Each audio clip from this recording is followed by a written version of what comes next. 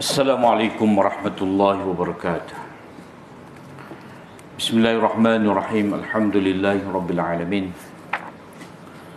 Wassalatu wassalamu ala asyrafil anbiya'i wal mursalin Nabina Muhammadin wa ala alihi wa sahbihi ajma'in.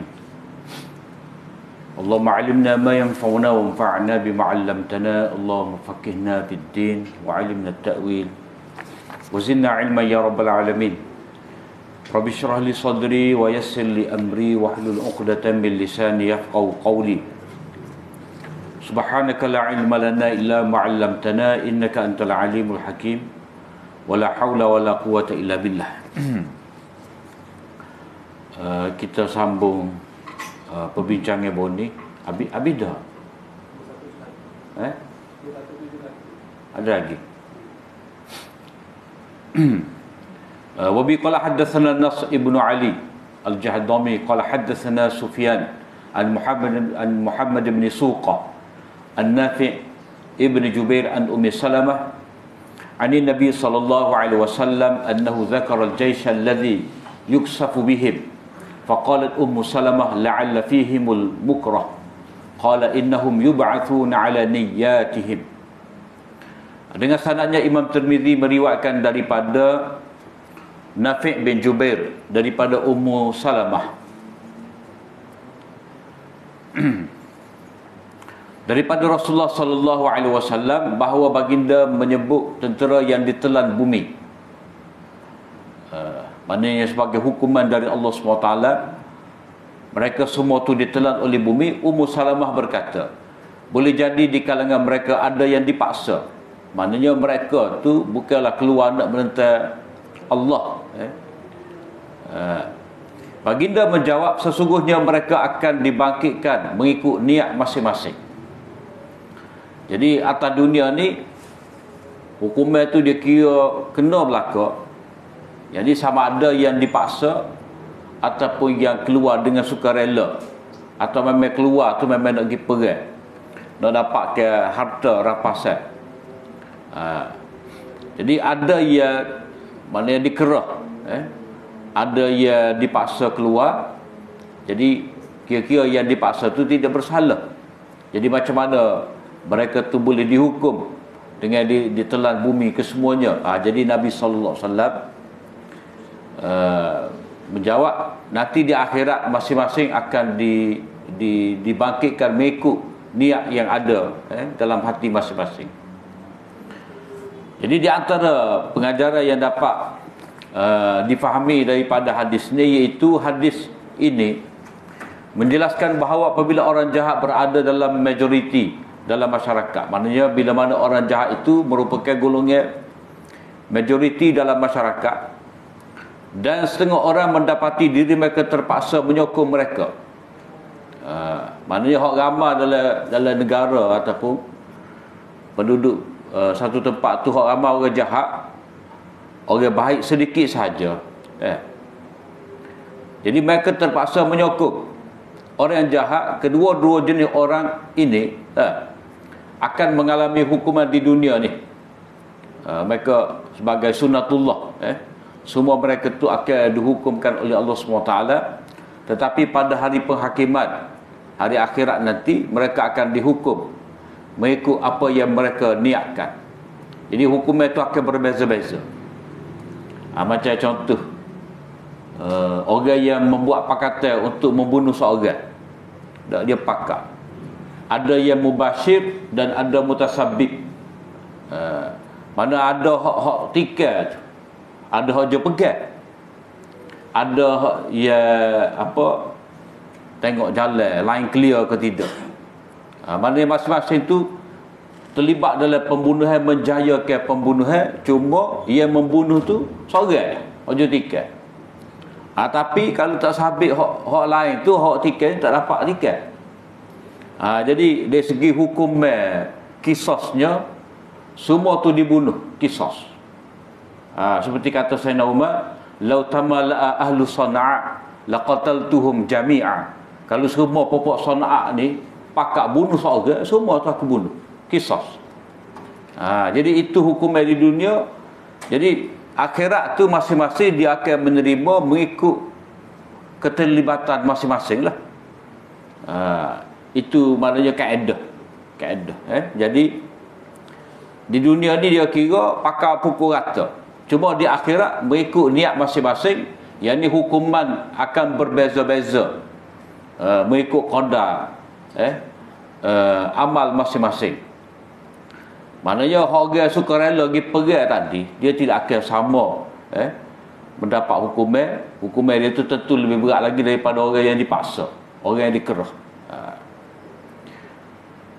Jika seseorang berkemampuan untuk melakukan amal ma'ruf, maknanya hadis ni kalau mengikut bab, kalau baca kitab Riyadhus Shalihin, hadis ni terletak dalam kitab niat, kitab ikhlas. Tapi sini Imam Tirmizi letak pada kitab amal ma'ruf nahi munkar. Yang ni sebagai akibat kepada tidak mencegah munkar, maka azab tu akan kena semua. Sebab itulah Imam Tirmizi letak di bawah bab al-amru bil ma'ruf, selepas daripada hadis la yushikannallahu an yab'atha 'alaikum 'azaban minhu. Allah Ta'ala akan hantar azab kepada kamu. Jadi bila azab tu bagi pada kamu, jadi kena belaka.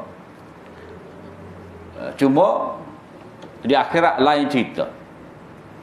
Tapi hak penting di sini, hadis ini diletak di bawah tajuk amal ma'ruf nahi munkar. Jika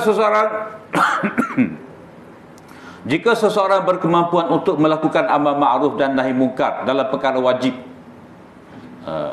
maknanya benda hak wajib ni kita kena amal ma'ruf. Dah. Maknanya orang tu tak buat benda wajib, kita suruh dia buat.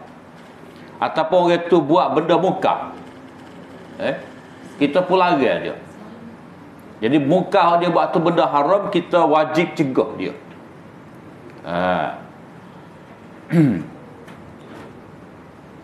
Dan kuat pada jangkaannya, ia amat berguna. Maknanya kalau dia nasihat, maknanya dia yakin bahawa nasihat dia kepada orang tadi akan berubah. Dia tidak keraking dah.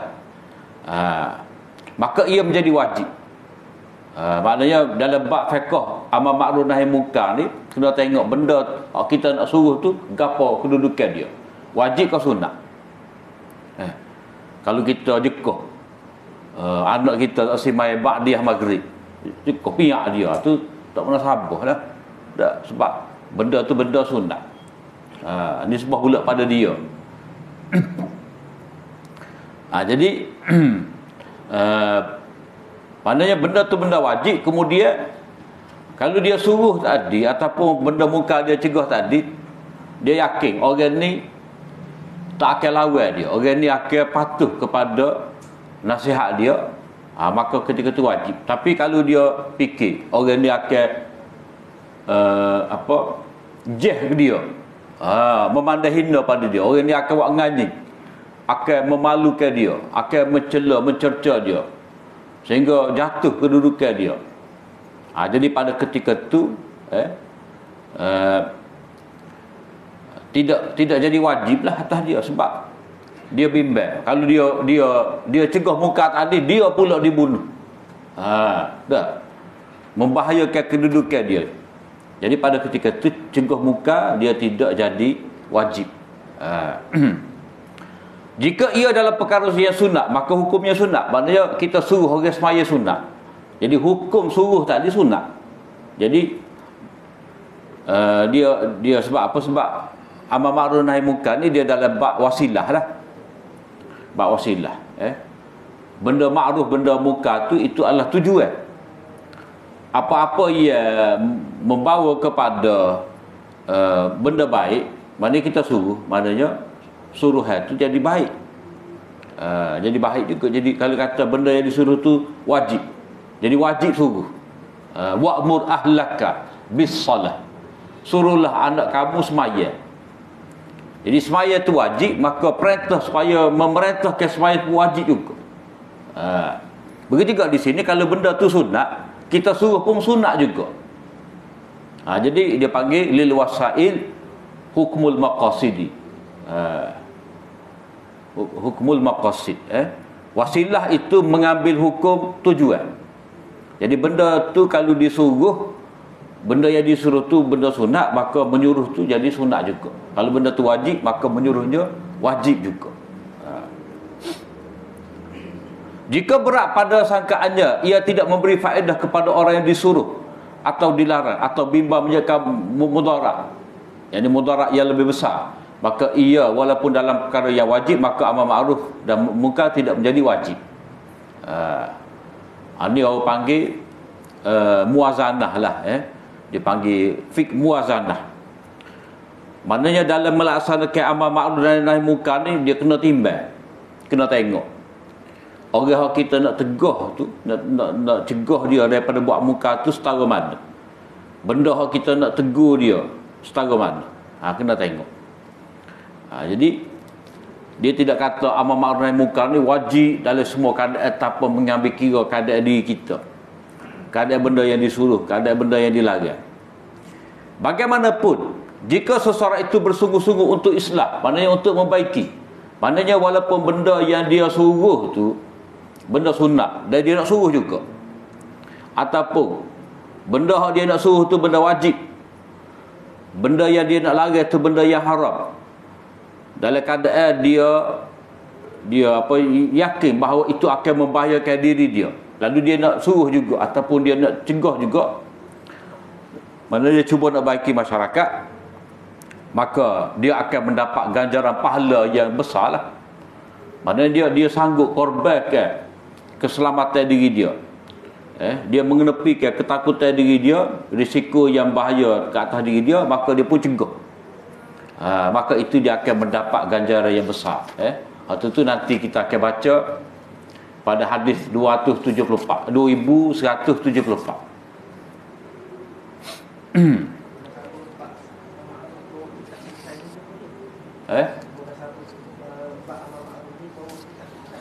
Fitnah tu berlaku, kita tidak mengamalkan amar ma'ruf nahi munkar. Punca fitnah berlaku berleluasa kerana tidak berjalan amar ma'ruf nahi munkar. Jadi nak cegah fitnah kena amar ma'ruf dan nahi munkar. Kemudian kata Imam Tirmizi, bau ma ja'a fi taghyiril munkari bil yadi wal bil lisan au bil qalb. Wa bi qala hadatsana Bundar qala hadatsana Abdurrahman ibnu Mahdi qala hadatsana Sufyan an Qais ibni Muslim an Tariq ibni Shihab qala awwalu man qaddama al-khutbata qabla as-salah Marwan faqama rajulun faqala li Marwan khalafta sunnah faqala ya fulan turika ma hunalika faqala Abu Sa'id amma hadha faqad qadha ma alayhi sami'tu Rasulullah sallallahu alaihi wasallam yaqul man ra'a minkum munkaran falyughayyirhu bi yadihi wa man lam yastati' fa bi lisanihi wa man lam yastati' fa bi qalbihi wa dhalika adhaful iman. Hadha hadithun hasanun sahih.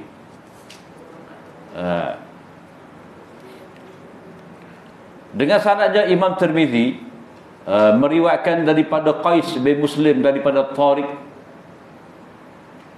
bin Shihab, katanya orang yang pertama mendahulukan khutbah, yakni khutbah hari raya, sebelum sembahyang, sebelum sembahyang raya.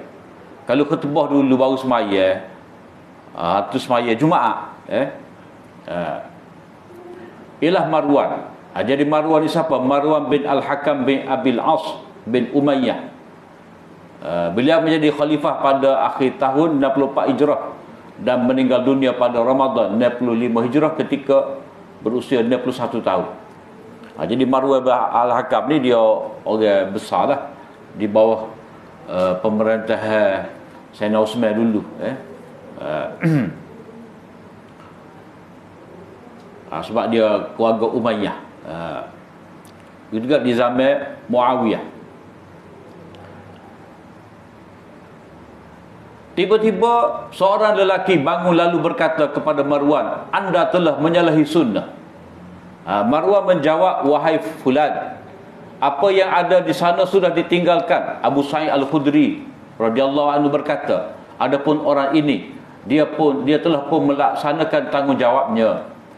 Saya mendengar Rasulullah sallallahu alaihi wasallam bersabda, sesiapa yang melihat kemungkaran maka hendaklah dia mengubahnya dengan tangannya, jika tidak mampu hendaklah dia mengubahnya dengan lidahnya, jika tidak mampu hendaklah dengan hatinya, dan itulah selemah-lemah iman. Jadi hadis ni hadis mengubah muka. Jadi Imam Muslim meriwayatkan hadis ni dengan cerita latar belakang sahabat baca hadis ni. Jadi cerita ni bukan sebab wurud hadis. Kalau kita ngaji bab hadis ni dia ada sebab wurud. Satu lagi kalau tafsir sebab nuzul. Jadi cerita ni tidak dikatakan sebab wurud, sebab kedatangan hadis, tapi sahabat dia berdalil dengan hadis ni untuk satu peristiwa. Peristiwa apa? Marwan ditegur kerana dia ubah kedudukan khutbah dia semaya. Tapi ada setengah kitab kita baca lah. Dia keliru. Tajuk kitab dia tu Asbab Wurudul Hadis. Lepas tu dia awak main cerita peristiwa sampai lepas pada Nabi wafat. Lepas tu dia awak main hadis. Lepas tu dia kata, inilah sebab kepada kedatangan hadis. Tu tak tepat. Tu tak tepat. Tapi ada pengarah dia kurang cermat. Jadi Tariq bin Syihab kata, orang yang pertama mendahulukan khutbah hari raya sebelum sembahyang hari raya adalah Marwan. Tiba-tiba seorang lelaki bangun lalu berkata, lelaki ni dalam riwayat Abdul Razak As-Sana'ani, lelaki ini adalah Abu Mas'ud. Bagaimanapun dalam riwayat Bukhari yang membantah Marwan itu adalah Abu Sa'id Al-Khudri sendiri. Ada kemungkinan peristiwa ini berlaku beberapa kali. Maknanya riwayat Abdul Razak kata Ibnu Mas'ud, riwayat Bukhari kata Abu Sa'id Al-Khudri. Jadi kesimpulannya kata dua peristiwa yang berbeza. Maknanya Marwan ditegur dua kali setidak-tidaknya oleh sahabat. Jadi itu panggil taujih ikhtilafil hadis bihamli ala ta'addudil qissah. Memberi alasan kepada percakapan hadis itu berlaku kerana peristiwa itu berlaku beberapa kali. Tapi bukan semua keadaan kita nak kata peristiwa berlaku beberapa kali. Sebab kadang-kadang peristiwa itu sekali yang berlaku. Lebih munasabahnya. Nak kata berlaku banyak kali tak berapa munasabah. Ada kemungkinan peristiwa ini berlaku beberapa kali. Setiap kali Marwan memulakan khutbah hari raya, maka ada sahaja yang menegurnya. Maknanya di lain-lain peristiwa, lain-lain waktu. Jadi dia tu orang lelaki ni maknanya dalam hadis dia panggil mubaham. Dalam hadis ni mubaham. Nama tak tahu siapa dipanggil mubaham. Jadi mubaham dalam hadis ni kita boleh cari dalam hadis lain lah. Seperti hal ni lah. Dia mubaham dalam riwayat Tirmizi, tetapi disebutkan dengan jelas dalam riwayat Abdul Razak dan juga riwayat Bukhari. Jadi dia tegur, anda telah menyalahi sunnah. Mana ni seorang rakyat tegur pemimpin. Rakyat tegur pemimpin. Jadi pemimpin dia tak boleh nak koyak lah. Tak boleh nak kata mana boleh tegur saya pemimpin. Tak. Ataupun orang alim ditegur oleh orang biasa. Kata mengaji tak habis, rasa tegur aku. Tak boleh. Dia kena terima. Dia tidak ada konsep insaf. Maknanya menerima teguran orang, ataupun dia panggil check and balance. Tak ada semak seimbang, ataupun dia tak ada konsep riqabatul ra'iyah 'alal hukam. Maknanya rakyat tu dia boleh monitor rakyat boleh kawal pemerintah. Pemerintah salah sikit dia tegur lagi. Sebab itulah dia kalau dalam parlimen ke dalam dewan rakyat ke, dia kena ada pembakar seorang dua tu. Tak. Tapi janganlah kata batu nesar dua tu. Jadi sunnah pada 2 hari raya ialah sembahyang 2 rakaat sebelum khutbah. Jadi Marwan ni dia menjawab, wahai fulan, apa yang ada di sana sudah ditinggalkan. Maknanya nantilah ni atas sikit lagi. Nota nombor 3 tu. Sebab Marwan berkhutbah sebelum solat, seperti mana yang disebutkan oleh Al-Bukhari 956, bahawa Marwan berkata, innan nasa lam yakunu yajlisuna lana ba'da as-salah faja'altuha qabla as-salah. Ada alasan dia. Orang ramai tidak duduk bersama kami selepas solat, maka aku berkhutbah sebelum solat. Yang ini beliau bermaksud supaya tidak ada yang keluar sehingga khutbah dan solat selesai. Kemungkinan Marwan melakukan demikian kerana istihadnya sendiri. Mana bagi dia rasa dia boleh istihad dalam bab ni, bukan dia sengaja lawan sunnah. Mana bersebab. Tapi istihad, moga istihad ni ada betul, ada salah. Dan istihad ni, dia tidak kata istihad awal nafsu dia tu nak tinggal sunnah, tidak. Sebab dia nak memberi nasihat kepada rakyat dia. Tapi kalau baca kitab dia akan tunjuk sama kebencian terhadap pemimpin Bani Umayyah ni. Dia kata orang ramai tak saya dengar Sayyidina Ali dan keturunan itu dimaki di atas khutbah oleh pemimpin-pemimpin Bani Umayyah. Itu tak pernah sabar. Tak pernah sabar. Sebab menggambarkan keadaan sahabat ataupun generasi tabi'in ini dalam keadaan maki hamu sampai atas khutbah. Itu tidak pernah sabar. Tapi kalau baca kitab tu dia katalah sebab orang ramai lari tak saya dengar Marwan ni, inilah dia kutuk khalifah, dia kutuk keluarga Ali atas khutbah.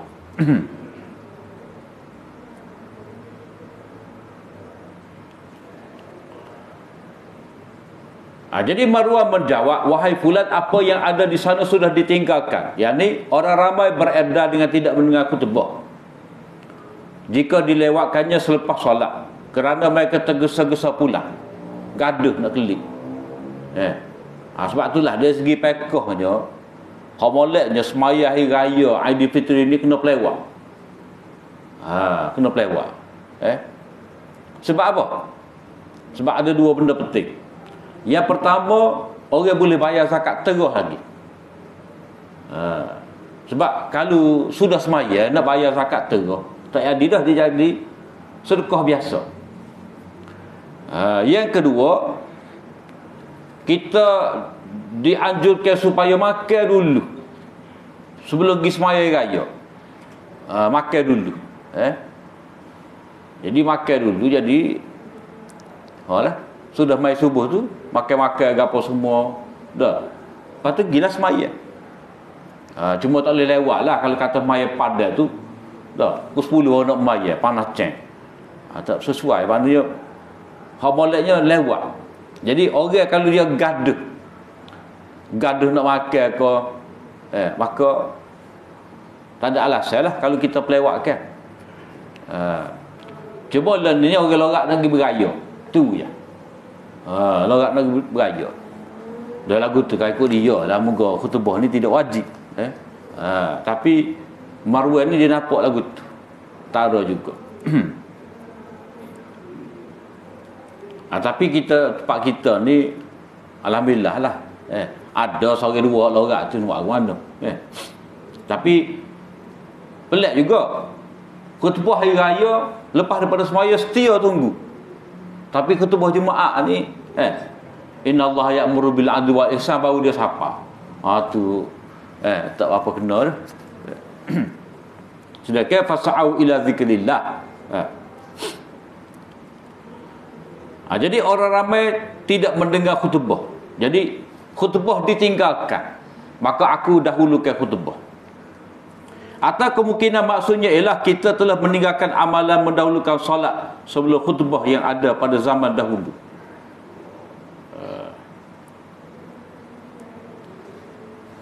Maknanya tak ada arah lah. Oleh kerana demon ni dia telah meninggalkan khutbah, jadi kita pun dahulukan khutbah sebelum daripada semayang. Jadi hukum mana pun ijtihad dia ni tidak tepat lah. Sebab apa? Sebab 9 kali ataupun 10 kali Nabi, bukan berapa kali, banyak kali lah, 20 kali lah, mungkin 2 kali setahun dah, Nabi sentiasa mendahulukan semaya sebelum daripada khutbah. Kemudian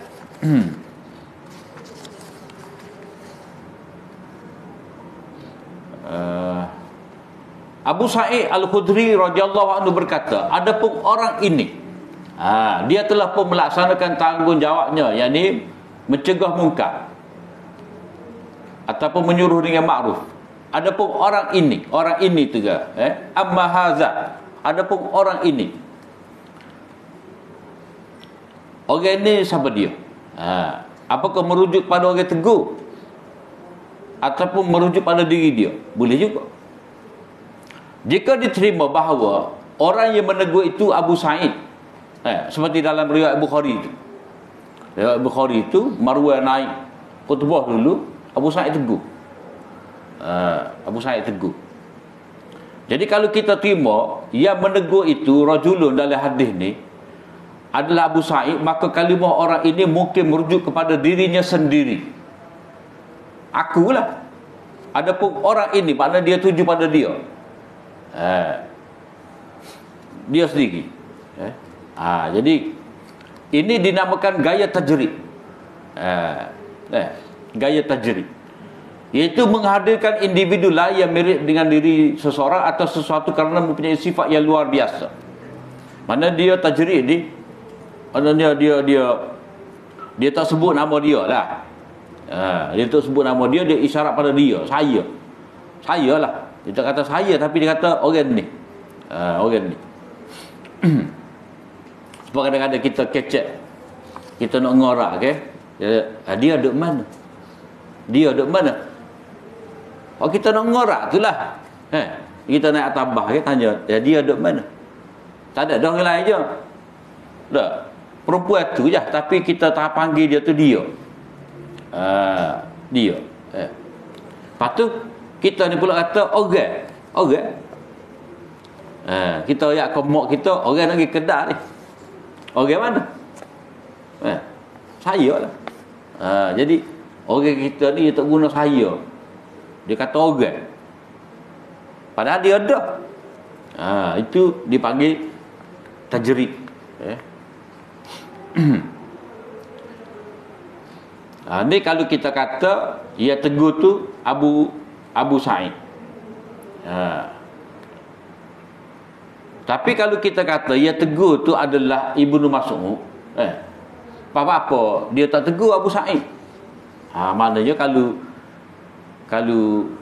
kita kata hak tegur tu adalah Abu Sa'id, Ibnu Mas'ud, Abu Sa'id tak tegur ni, maknanya kira pada dengan Ibnu Mas'ud tegur.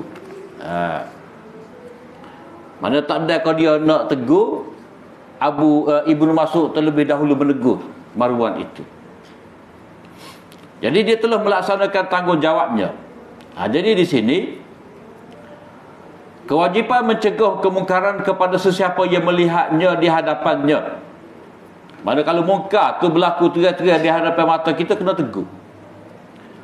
Tapi kalau benda tu tidak berlaku, kita pergi itar tengok. Dah. Takut-takut ada. Tak boleh. Kita pergi di hotel, hotel atas nama, orang mana tak ada kak nikah kau gapo, kita nak pergi subuh. Tak boleh. Sebab kita tak tahu pun, cuma kita minta maklumat. Tu tak boleh. Dari sini juga dapat difahami bahawa jika yang menegur adalah Abu Mas'ud, bukan Ibn Mas'ud, Abu Mas'ud, Maka Abu Sa'id juga menzahirkan ketidaksetujuannya terhadap tindakan Marwan yang mengubah kedudukan khutbah itu. Sebab kalau baca dalam setengah syarah tu dia kata boleh dikritik kepada Abu Sa'id ni kan dia tak tegur orang tu. Orang tu dia tidak tegur Marwan. Tapi kalau cara hak kita sebut ni maknanya Abu Sa'id pun nak tegur juga. Bukan kata dia waktu dia sehingga Abu Mas'ud tu pergi tegur. Cuma hak mana dulu dan tu. Jadi Abu Mas'ud dahulu pergi tegur tu. Saya mendengar, jadi dia pun buat marilah hadis. Jadi masa ni dia pun sebut hadis Nabi. Nabi SAW bersabda, sesiapa yang melihat kemungkaran, man ra'a minkum, man ra'a munkaran. Jadi tidak ada minkum. Dalam riwayat Muslim dia ada minkum. Sesiapa yang melihat kemungkaran, maka hendaklah dia falyumkir, maka hendaklah dia ubah ataupun dia engkar dengan tangan dia. Yang ini sesuai dengan jawatan atau bidang kuasa yang dimilikinya. Maksud tangan ni kuasa lah. Mana dia ambil tindakan. Kalau hak biasa ni mungkin dia rapah barang tu. Tengok itu duk main gitar. Orang duk band main gitar. Dia lalu pun ambil gitar kawan tu. Orang duk band dia main gitar takalbuk. Jadi itu cegah muka.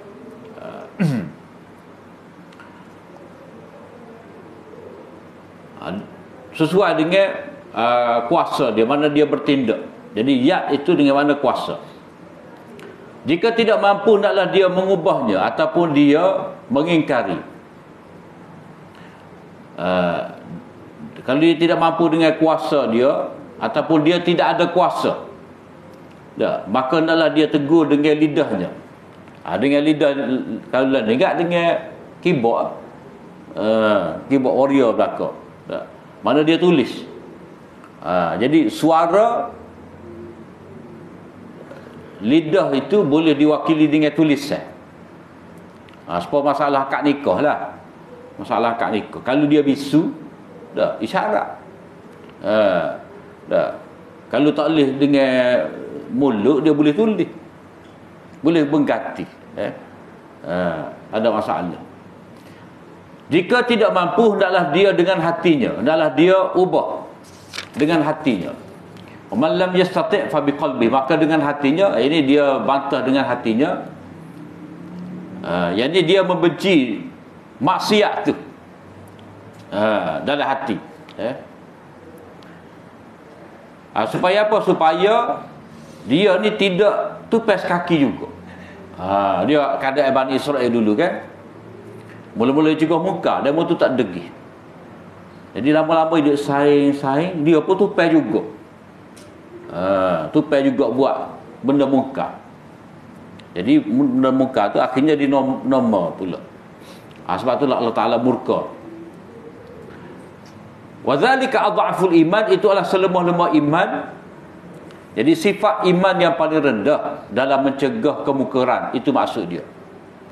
Bukan orang tu lemah iman dah. Sifat iman yang paling rendah dalam mencegah kemungkaran. Mana iman berkaitan dengan mencegah munkar. Sebab orang ni bab cegah munkar dia lemah, tapi kalau suruh semaya puasa, dia semaya kuat pula tu. Iman dia untuk semaya, untuk puasa, buat benda-benda lain. Cuma dia lemah di sini, lemah dalam bab mencegah munkar. Ini bermakna mengubah kemungkaran dalam hatinya, iaitu mengingkarinya, adalah ciri terakhir sifat yang dituntut oleh mukmin, yang dituntut daripada, bukan oleh tu, daripada mukmin dalam mengubah kemungkaran. Maka selepas itu tidak ada lagi tahap iman lagi bagi orang mukmin. Sudah tu. As-Sindi berkata, itulah selemah-lemah iman berhubung dengan amalan mencegah munkar. Oleh itu hadis ini tidaklah menunjukkan kepada penafian iman secara mutlak dari diri seseorang. Mana kalau orang tu tak cukup muka, kita kata demo ni tak ada iman. Kerana tidak cukup muka. Tak boleh kata lagu tu. Ini kerana iman itu mempunyai beberapa peringkat, beberapa darjat. Ia bermaksud darjat iman yang sempurna, yang paling rendah.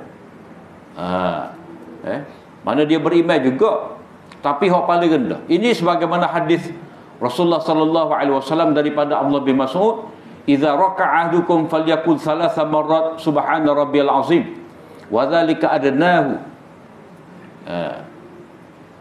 Wa idza sajada falyaqul subhana rabbiyal a'la thalatha wa dzalika adnahu." Jika salah seorang itu rukuk, apabila seseorang itu rukuk, maka ucapkanlah 3 kali subhana rabbiyal azim, dan itulah sekurang-kurang ucapannya. Kalau kita baca dalam fiqh, dah qadato maknina bagi rukuk subhana rabbiyal a'la sekali tak ada. Tak ada, sah dah. Tapi hadis ni kata wa dzalika adnahu, itu paling kurang. Lagu mana pula? Jadi fuqaha ni tinggal hadis Nabi kau. Dah. Fuqaha kata sah, Nabi kata 3 paling kurang. Lagu mana? Jadi dia kena tengok molek. Jika dia sujud, maka ucaplah subhana rabbiyal a'la sebanyak 3 kali, dan itulah sekurang-kurang ucapannya. Riwayat Abu Daud. Imam Nawawi menyebut dalam Majmu' Syarah Muhadzab, mana itulah sekurang-kurang ucapannya ialah sekurang-kurang ucapan pada nisbah itu kamal fard, kamal fard, kesempurnaan rukun. Sekurang-kurang kesempurnaan rukun. Bukan kurang pada bukan dari segi qadar minimum. Maknanya 3 tu adalah bilangan yang paling rendah dari segi hak sempurna. Sempurna hak fardu. Buat hak fardu sekali cukup dah. Tapi nak pada sempurna fardu, dia kena 3 paling kurang. Tapi orang kita dia tak boleh lebih pada 3, dia faham gitu pula. Tak boleh lebih pada 3. Cukup 3, bangun. Jadi tak pernah baca 3 kali, 5 kali ke 7 kali ke dah. Dah. Ada juga pendapat yang kata rukun-rukun ni tak boleh panjang. Macam i'tidal tak boleh panjang, dia kata. Sebab dia kata itu adalah rukun yang pendek. Kita pelik juga. Sebab ada banyak hadis-hadis antara rukuk Nabi, sujud Nabi, i'tidal Nabi tu hampir sama seperti qiyam. Tapi adalah dalam perincian fiqh. Perincian fiqh. Macam contoh selawat pada tasyahud yang pertama, setengah qaul, ada qaul dalam mazhab Syafi'i, dia tak boleh lebih daripada Allahumma salli ala Muhammad. Tu bangunan. Wa ali Muhammad tidak dituntut. Ya pergi situ. Ya pergi situ. Tak apalah, bila-bila.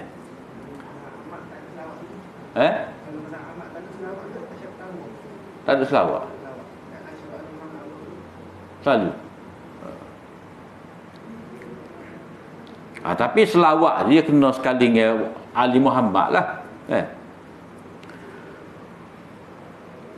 Kemudian kata Imam Nawawi lagi, itu adalah kamal fard, perkara kesempurnaan rukun dan ikhtiyar, maknanya benda sunat yang utama dilaksanakan, bukan kesempurnaan rukun semata-mata. Jadi kalau kata sekali tu sah dah.